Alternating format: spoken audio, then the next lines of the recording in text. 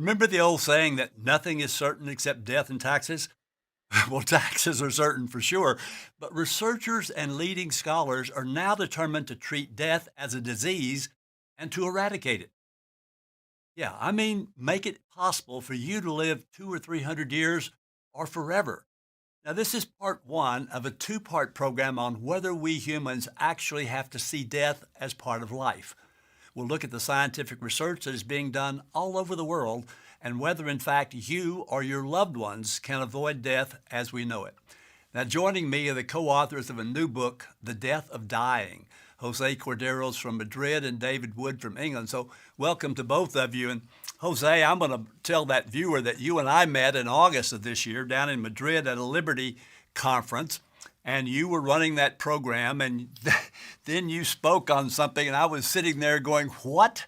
And you were talking about the death of dying. So give that viewer just a brief idea of what you were talking about. Sure, and thank you so much, Dennis, for inviting us to your program.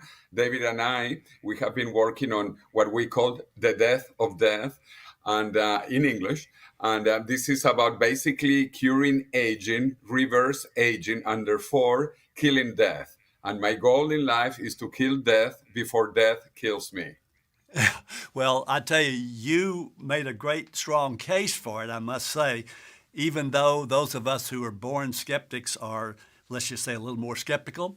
Now, David, I didn't get a chance to meet you in person, but I see you there from a suburb of London, and so welcome as the co-author of The Death of Death. And you have an interesting background, and I'm going to give that viewer just a little bit of it. That is that you have been a veteran of the days of mobile computing and smartphone industries, and that's something that is with us forever, I guess, for good or bad. You're the co-author of, or the author of 12 books, which is pretty impressive. And you're also the executive director of the LEV Foundation, that is the Longevity Escape Velocity Foundation. Now, I bet there's one or two viewers who have no idea what longevity escape velocity is, so why don't you start by telling us what that is? Dennis, escape velocity means getting away from the Earth. That's what most of us watched in the early days of the space program. These rockets went up in various stages. A little bit of explosion took them a bit higher, another explosion took them higher again, and eventually they went so fast that they broke away from Earth's pull of gravity altogether. Longevity escape velocity is the same idea, but this time, instead of escaping from gravity, we're escaping from the downward pull of aging. And we expect that will happen in various stages as well. There will be some therapies available very soon, which will allow us to live several more years younger and healthier than before. And during that period, there will be more treatments developed, which will take us to live healthier for longer. And then maybe a third and final time will push us all the way into living indefinitely young and healthily as long as we wish. Okay, well, Jose, I know one thing about the two of you, and that is that travel is a big part of what you do. And I looked at all the conferences that you've attended, and would it be fair to say, Jose, that even though that viewer and I were totally unaware of it, that there are conferences being held literally all over the world on these topics as we speak? Yes, all over the world. I just came back from Argentina, where I met the new president of Argentina, who also believes in rejuvenation technologies. He believes that we might become younger in the future. And actually, he's quite a character. He has even cloned his dog. I think he's probably the only president who has cloned his dog, so that he really believes in technology. And from now, I am going to Belgrade, to Serbia, to another conference where I will be talking about the death of death, the scientific possibility of physical immortality and its moral defense, which is the subtitle of our book. And throughout this year, I have been in no less than 40 conferences, many of them related to longevity. And this is growing incredibly fast. About 20 years ago, there was probably only one conference on longevity, rejuvenation, serious conference. And now, as I said, we have so many conferences that it is almost impossible to go to all of them now. Right. Well, I think, David, the two of you, you could go to a conference on having conferences because there's so much information. But David, you've been looking at the future in different ways for a big part of your life. Put this idea of longevity into perspective for that viewer and tell us how biotech is an example, nanotechnology, and then, of course, AI, which seems to be everywhere right now, how these things are likely to come together. So for many years in my career, I was interested in reprogramming our silicon, our computers, our smartphones, new versions of the operating system, new applications. But I realized that something even bigger was coming, and that was reprogramming our biology. Not taking the biology that evolution had given us, but modifying it in various ways, changing the genetic code, changing the so-called epigenetics, which is what happens as a result of environment on top of our genes, reprogramming ourselves in many ways. And the second thing you mentioned was nanotech. Now, nano means incredibly small. It's 1,000 times smaller than micro, which is 1,000 times smaller than milli. And what we can look forward to is tiny, intelligent little probes or nanobots, which in due course will be able to go into our bodies and tidy up in a very precise way the damage that has accumulated in aging. We've already benefited from microsurgery. Once upon a time, if there was an operation, we were cut wide open. Now, surgeons can operate with much smaller, more precise cuts. But in the future, there won't be any cuts at all. And that's one way in which we can undo the damage that we've accumulated in aging and become much younger, much healthier. Well, this idea of having no cuts at all will appeal to a lot of people because a lot of people obviously resist having surgery for reasons that we know, with not only expense, but the ability to come back from that surgery. Now, Jose, one of the things that you mentioned so much is the idea of freedom and liberty through Liberty International you were working with, of course, but particularly freedom and liberty to make sure that the scientific community can do its work. And yet, don't we also need to be careful because, a lot of people would say, well, we've had death literally for as long as we know history. Why would it be different now? Well, many things are different now.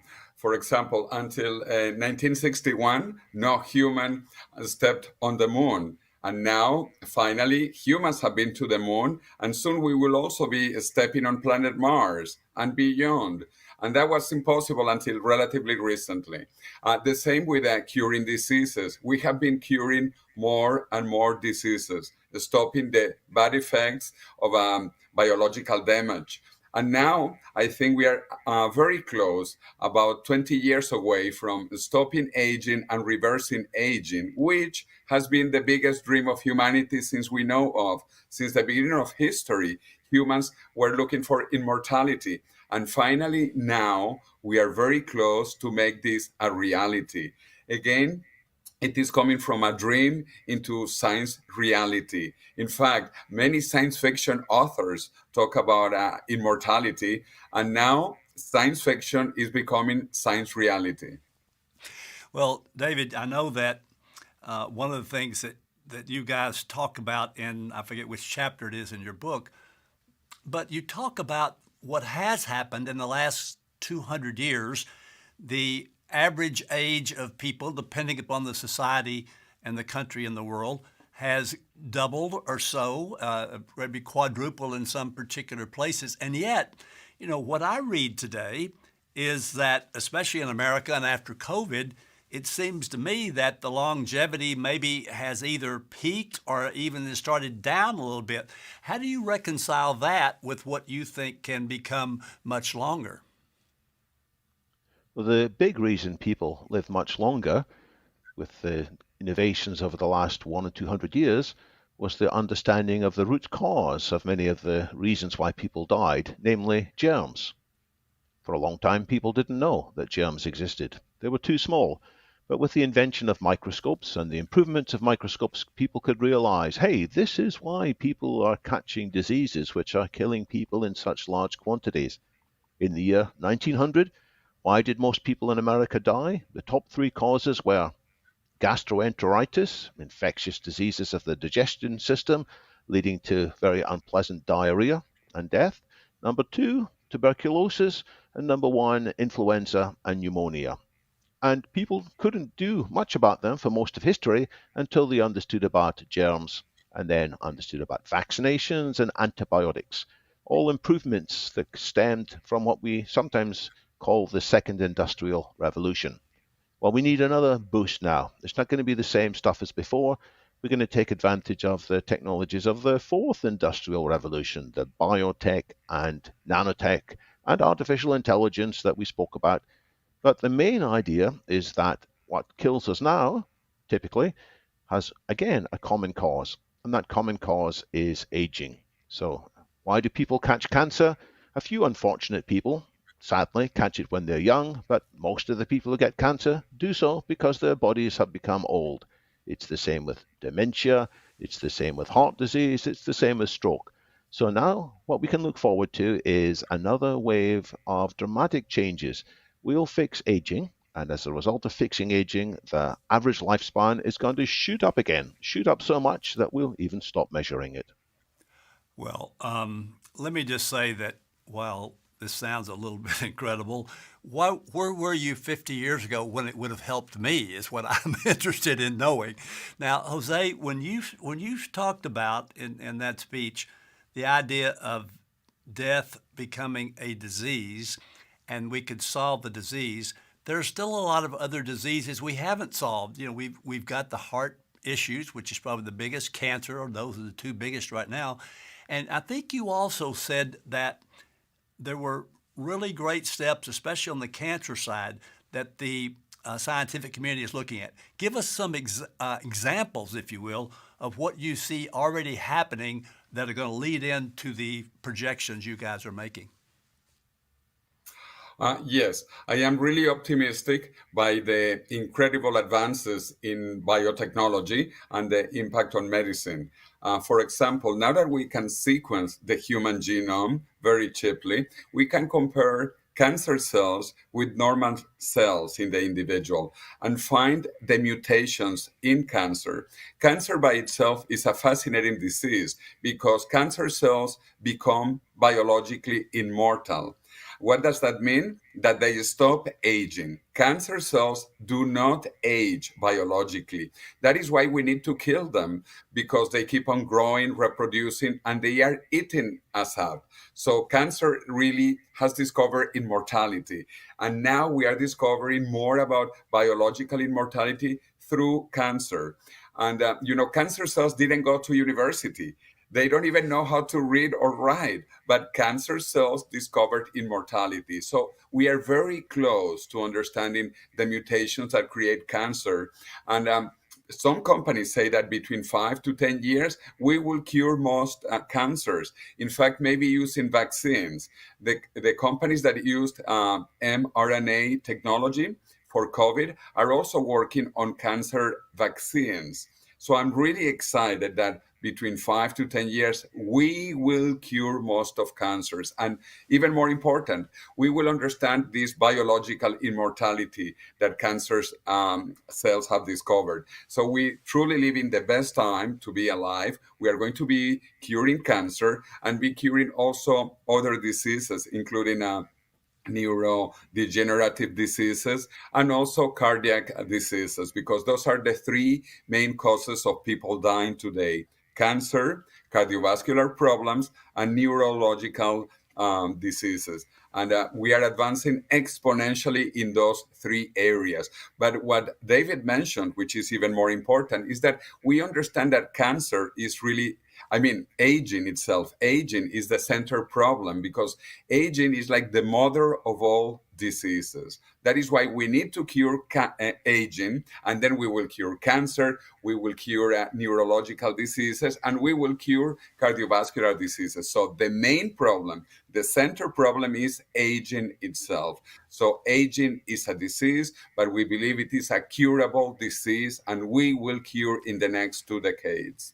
Okay, but look, Jose, I mean, truthfully, there are a lot of people, in fact, huge percentages of people around the world who, because of COVID, because of the, let's say, controversy, to say the least, over vaccines, the suspicion of pharmaceutical companies, not to mention government, not to mention, let's just say, the Bill Gateses of the world. I mean, what makes you think that people are going to open their arms and open their pocketbooks and open their arms literally to something that they'll inject to cure aging when we're concerned about whether we need to get the next booster for COVID, for heaven's sake?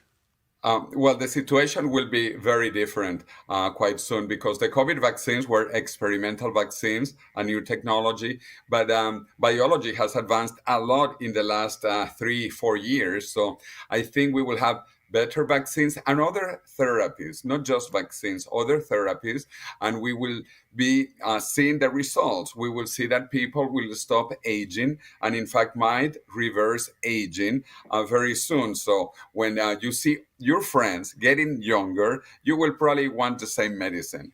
But David also has some ideas on that, and he has been following as well the sector very, very much. So David. Well, as well as seeing some of our friends getting younger, something we'll see that will happen more quickly is our pet dogs getting younger. There's been a lot of research on treatments that will be given to middle-aged dogs, just dogs on the point of starting to decline, and giving them many additional years of healthy dog tail-wagging life. And when people see this for the dog, they're going to wonder, could it happen for them too?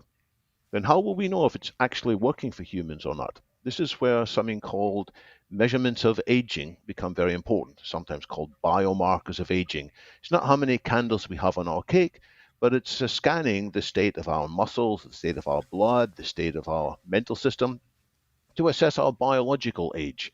And when people see their friends becoming biologically younger by these measurements as a result of taking these treatments, whether it's injections or other things, it's going to make them much more interested in having these treatments themselves.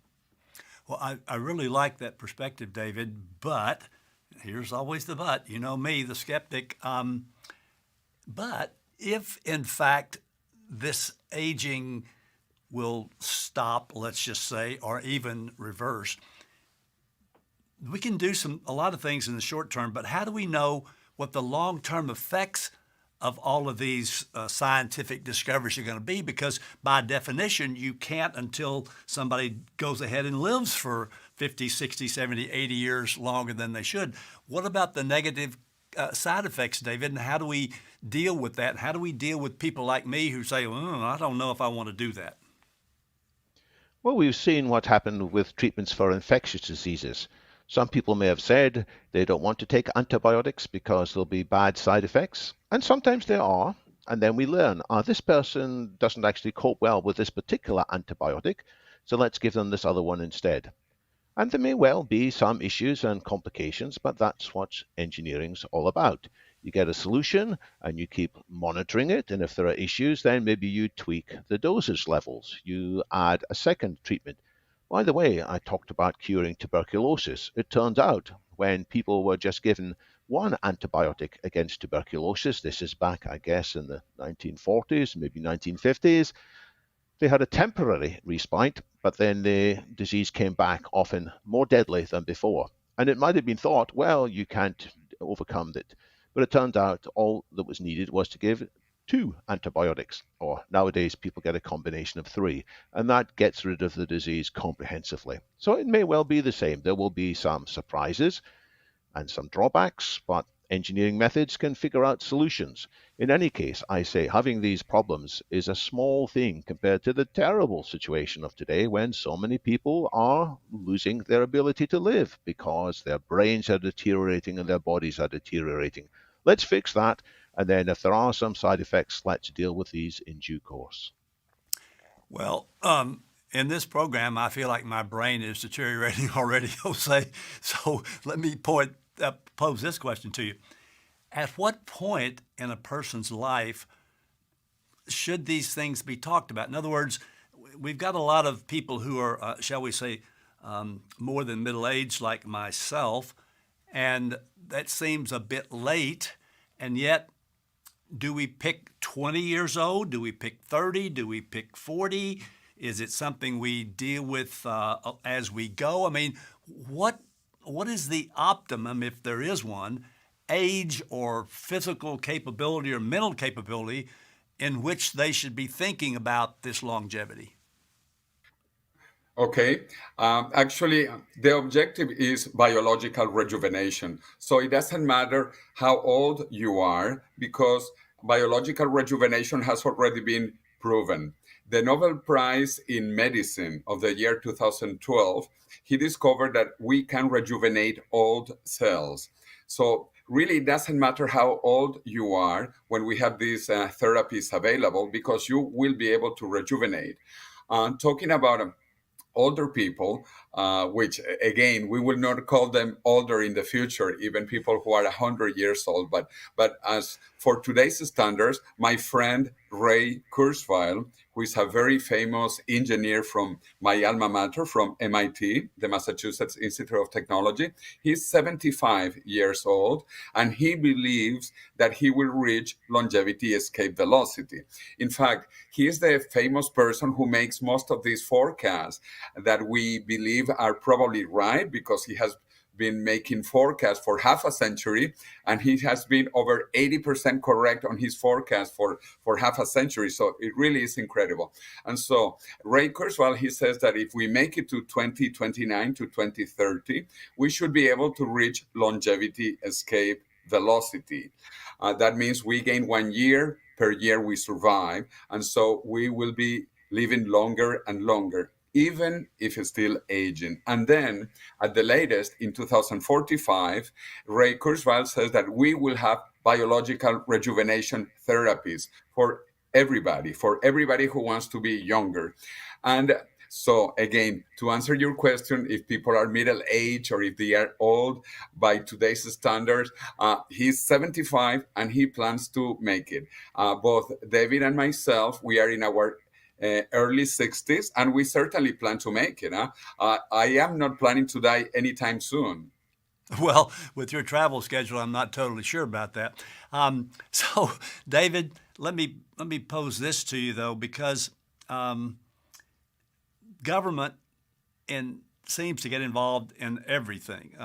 Some people would say positively about some things. Other people would say negatively about many things. But is there a role for government in what you're talking about here? If so, what is that role? And is it likely to be positive or negative? What I'm hoping government will do is put more money into researching the basic science of aging and possible treatment options at a time before it's clear that somebody can make a commercial profit from it. Once drugs and treatments have been relatively well explored, big pharmaceutical companies are willing to spend lots of money developing them further, but we need more early stage interventions. Governments have done that in the past in other fields. If we look at how the internet was created, it was created by funding from the US government, DARPA. They also put in the investment that gives us the geopositionary station, the satellite system, GPS. They put in lots of investments that result in what commercial companies subsequently turned into smartphones. So I want to see more research onto ideas on how to deal with aging. There are about 20 such ideas. We've touched on one or two in this program. There's about 20 that each deserve a heck of a lot more fundamental support from the government. The other thing the government can do is to accelerate some trials. It's very complicated. When do you allow drugs to be widely used? If there's a risk of side effects, governments are naturally careful. Well, in some cases, there can be an accelerated treatments, and some vaccines in the COVID time were released in an accelerated schedule, and possibly there's a case for releasing some of the anti-aging therapies experimentally for people who are fully informed and who consent. Let's have these treatments available more quickly so we can see the results, see what works and sometimes what doesn't work and which needs to be tweaked and modified. Okay, now you guys have mentioned to me personally, of course, that we should all try to take care of ourselves better until this time comes. There's a guy named Dan Butner who came out with 9 ways to add years to your life so that we can be ready when this comes. And here's what he said. So we put that graphic up and move naturally, have a purpose in life, downshift your stress level, quit eating when 80% full. Now this is difficult. Eat more plants, right? 1 glass of wine at dinner, I love that one, as opposed to 1 bottle, which a friend of mine likes. Belong to a faith-based group, put loved ones first, and find the right tribe. So, Jose, I assume that there are some things that we could do right now that would be better for us, whether or not we live forever. Am I right? Absolutely. In fact, again, quoting my friend Ray Kurzweil in a previous book called Fantastic Voyage, Live Long Enough to Live Forever, he talks about the 3 bridges to immortality. The first bridge that takes us into the second bridge, and then finally the third bridge. Quickly, bridge 1 is what we could do until now, until the 2010s. Basically, the things that you mentioned, and also do everything that your mother told you. Eat well, sleep well, do exercise, maybe some meditation, no smoking, etc., etc. That is bridge 1 in the 2010s. And Jose, let me stop you right there. I'm going to bridge into the second part of this program, which is going to be another program, and we can pick up where you're stopping right now, because we're just about out of time for this program and not out of time for our life. So thank you both for joining me on this, and we will come back to the problems with this in part 2. So thank you. Now, something to really think about? Yeah. The perspectives you just heard may be unique to you and me, but as you now know, thousands of folks are working around the clock to change aging as we know it. Join us for part 2 of this issue as we look at the implications of immortality, such as ethics, funding, welfare programs, education, retirement, etc. You'll get to hear even more unique perspectives then as we continue to talk about things that matter with people who care.